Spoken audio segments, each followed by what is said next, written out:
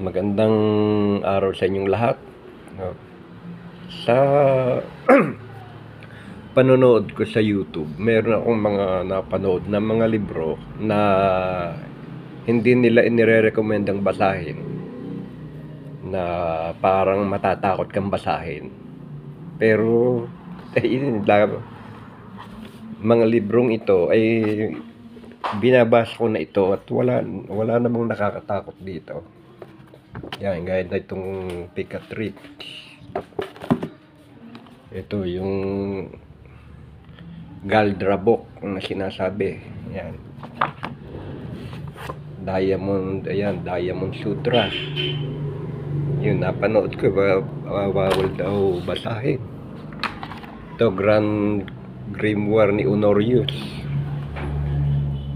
Saka ito ang tinatawag na mga Book of Magic, ay mga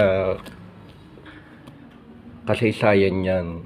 Kaya pagka hindi nyo unawa at naunawaan talaga ito, ay matatakot kayo.